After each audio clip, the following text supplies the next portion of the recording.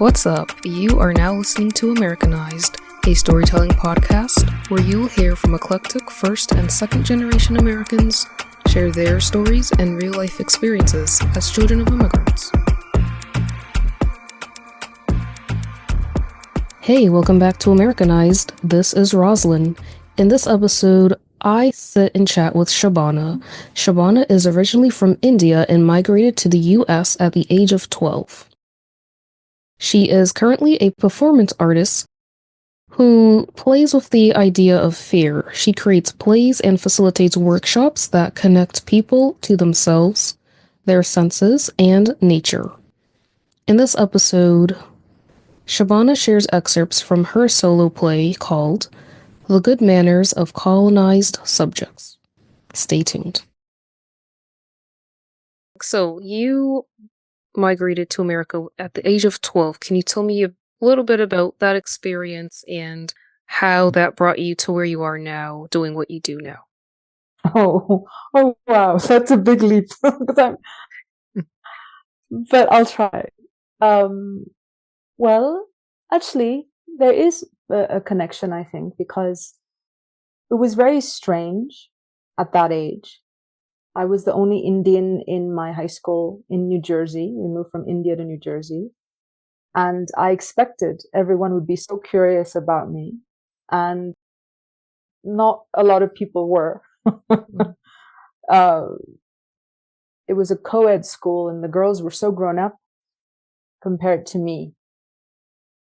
They had boyfriends and they cared about their bodies.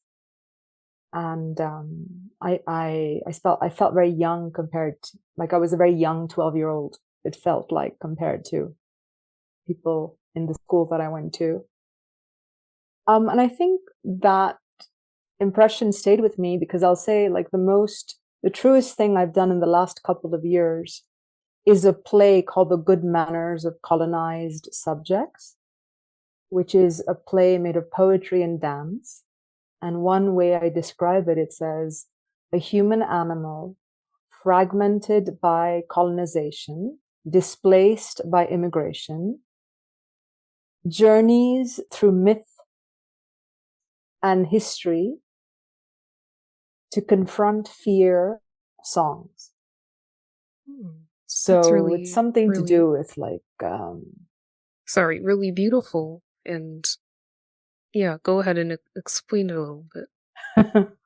Well, I'm saying, so how it connects to that moment is I think I was colonization by the British, all those generations of it. I grew up speaking English as my first language.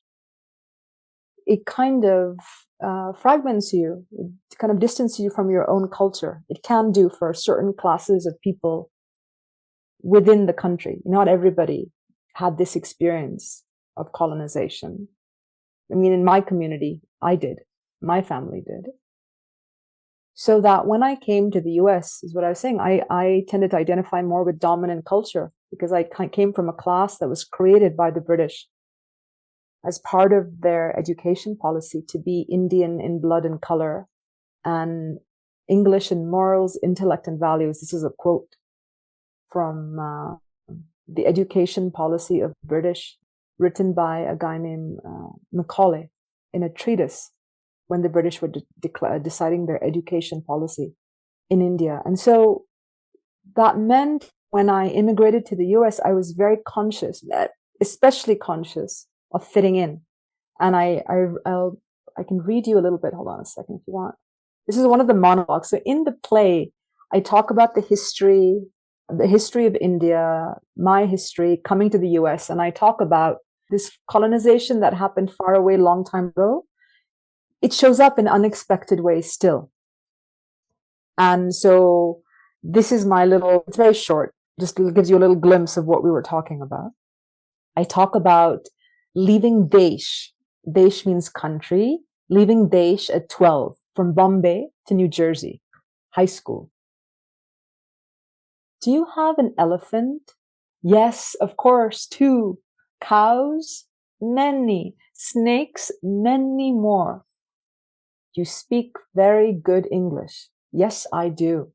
Proud of that. With your eyes closed, you wouldn't even know I was brown. Proud of that. Proud of keeping the smells of masala away. Someone somewhere decided which smells were worthy and which were not. Apple pie, check. Masala, uncheck. And a good immigrant agrees. A good immigrant agrees to the worthiness of smells. And I was already a good subject. I had already learned before arriving to make the sounds as they were pronounced by men with pens who had drawn the whole world into place. Quills and feathers, such fine penmanship. This border, that border. For a long time, whiteness was the thing. In college, being pleased when friends said, I don't even think of you as an Indian. So many of us were raised to believe we were better than other Indians who spoke English badly. Never mind, they were fluent in other Indian languages, that they came from the same desh, the same country. Never mind that. I really love that a lot, and I like the idea of a good immigrant. I wanted to explore that a little bit more and what your experience was like immigrating here. You said fitting in with the dominant culture and what that means for you. How much more did you stand out? How did you experience any shame or guilt or resentment coming to America or not? Was it all joyous and prideful, or your emotions like? It's a big question, I I think they know. were, I know, it was mixed. It was mixed, Rosalind. I think I kind of exoticized myself, I would say. You know, that means like, I was proud of coming from India, maybe because I like telling stories and not making up stories about where I'd come from, but I'm saying I like that it made me slightly different. That monologue I just read to you, in it is everything, like in it Mm-hmm. are all the nuances. I wouldn't say it was joyous. This is I was a valedictorian of my high school in New Jersey. And I remember that my speech about being grateful for America because it had brought so much out of me. That's what I said at that age, that it teaches you confidence and things like that. And I guess in a way it was true. Maybe I stood out more academically, I would say, in high school. In India, I was maybe an okay student, in terms of not standing out, but when we moved, I really kind of did well. And I think I'd also appreciated that, like, especially the English literature and the poetry and all those classes, I really appreciated some of the teachers. I remember that something was happening, that I enjoyed. There was a part of it that I enjoyed, but all the nuances of it are hard to remember. So I think I was really trying to fit in. I think that I would say that yeah. Yeah, that makes sense for that age range as well. I think naturally as a preteen teenager, that's what we do in that time.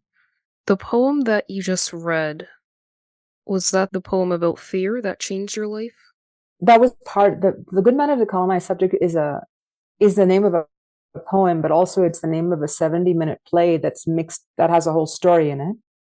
Hmm. And the poem about fear is also, that was the base, that was the first poem, and that I wrote in 2017. And that's a different, that's about how every time fear arrives, I invite it in to have tea. Having tea took me back to India, like everyone stops around 4:30 and has a cup of tea. Um, and how I'm sitting there having tea with fear. And even when the dancers come, I say, no, no, no, I can't come and dance with you. I'm having tea with fear. I can't leave fear. And it's about, how you stay frozen with fear and it keeps you away from your passion. So that's the poem. that expanded when I saw that poem, like, oh, this poem needs to be performed. And then I realized, oh, this poem is part of a larger story about colonization, immigration, art, fear. And it kind of expanded and it became this like 10-minute poem became like 70-minute play, an hour-long play. The bit that I read you is part of that longer play.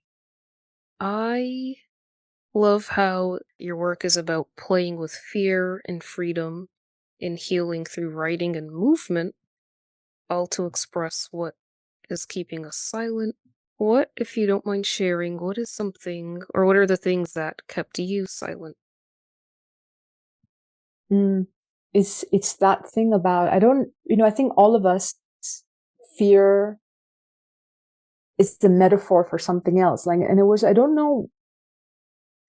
This is what it was. I was afraid to stand out in any way. Mm-hmm. I was extremely self-conscious. Like,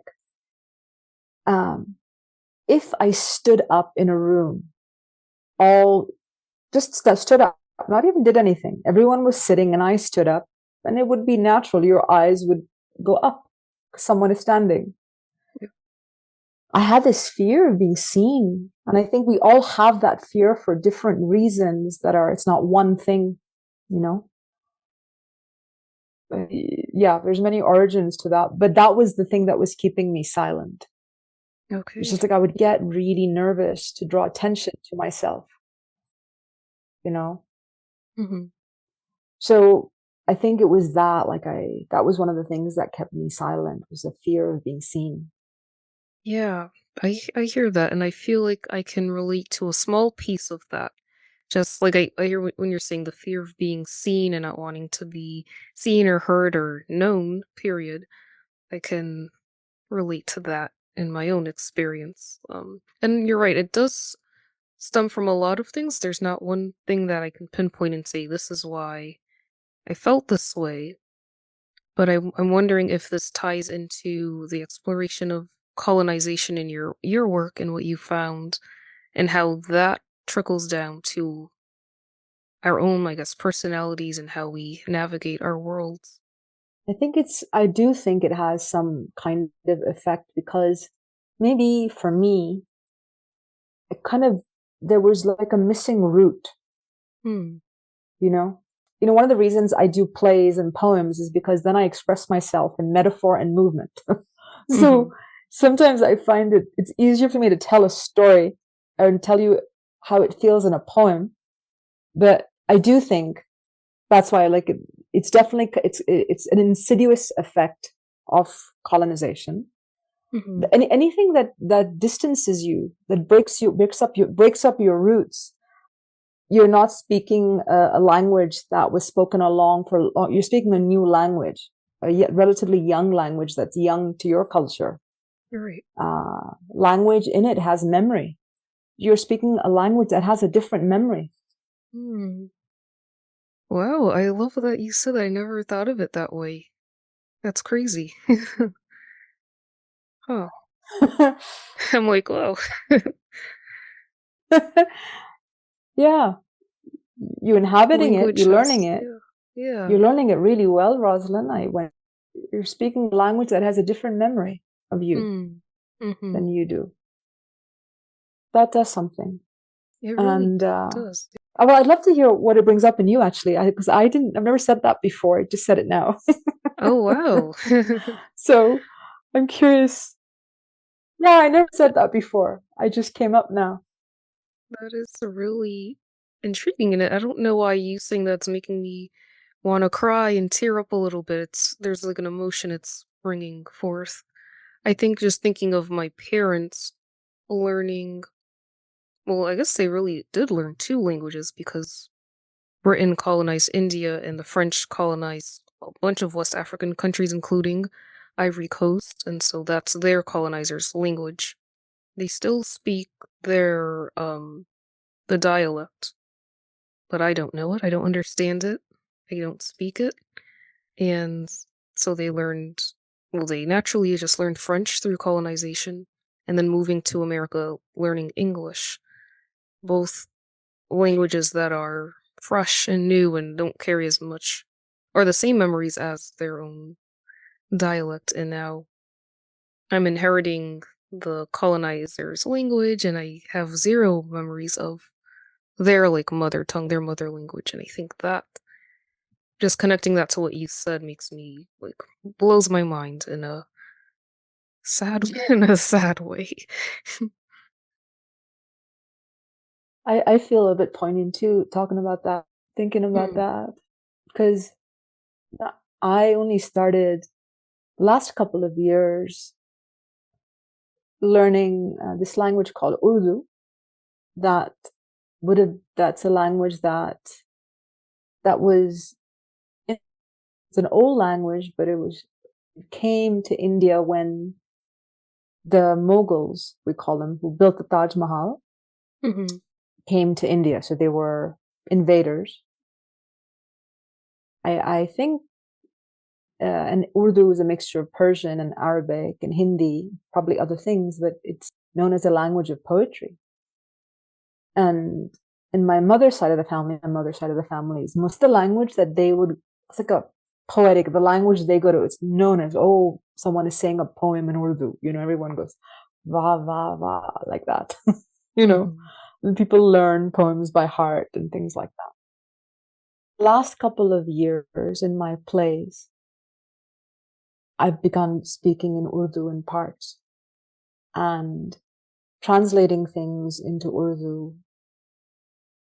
And at first it was, my mother's helped me translate and pronounce. And at first it was very odd in the sense that I would get very defensive when my mother would criticize my accent when I spoke the poems. And then it began to change because when I began feeling how beautiful it was, the memory of that, you know, like I have, that language has memories of generations of my family. That language remembers me. Mm. It, my pronunciation began. So, and it's interesting when, say, I would speak Urdu to one person, like in a conversation, say, I think I will have an accent when I speak it in conversation. But like the poems that I speak in Urdu that are in my plays, those sound in terms of how the pronunciation of them, I would say, like, uh, um, for example, it's a translation of a Spanish flamenco song that I really love. And the Spanish song just says, once I was a stone and I lost my center. Fui piedra y perdí mi centro. Because I study flamenco a lot and dance it. And I said to my mother, I really want to say this in Urdu, you know?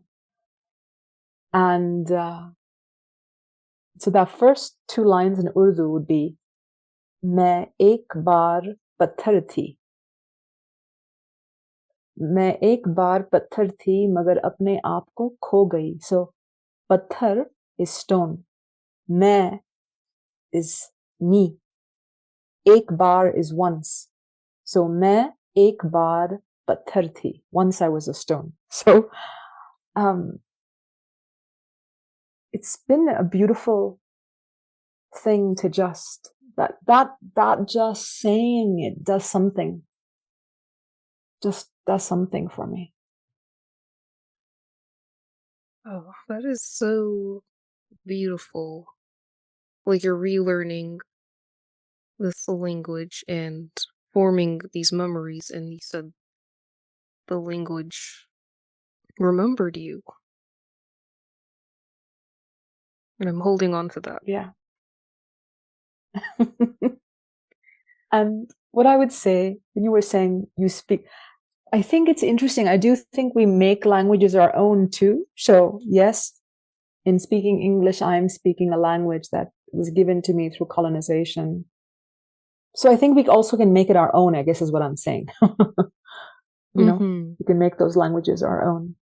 We can, you're right. And it not happy to say this just because like colonization is not it brought a lot of terrible things, but one thing is the language that does kind of unite a lot of people together and allows communication between you and me and a lot of people. English is becoming an international language, despite how young it is. It's really interesting, but if you go anywhere in the world, you'll find an English speaker.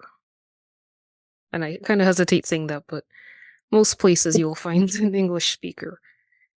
Yeah. I mean, it's help for sure. It's something Hmm. to be able to speak something, to understand each other, and so I guess I don't have, it's more like, as long as I don't ennoble myself in any way because I speak English, that's the thing I'm conscious of, just because I speak English doesn't make me anything more or less, because that had been drilled into us for hundreds of Hmm. years in Right. India. Oh, you're better.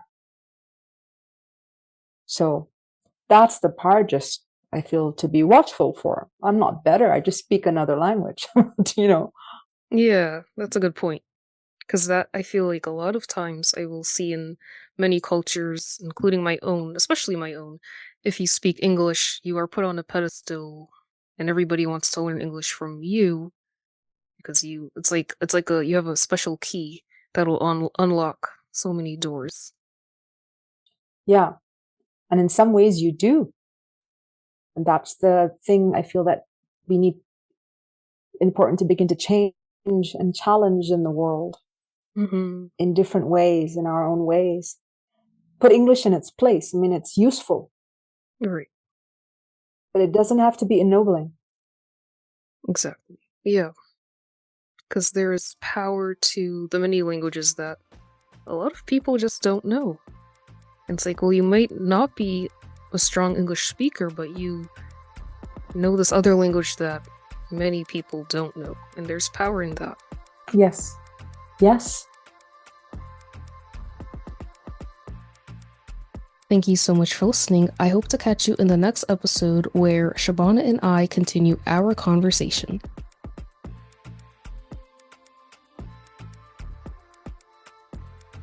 All original music produced by Stubborn Soul. You can find him on all music listening platforms at STBRNSAL.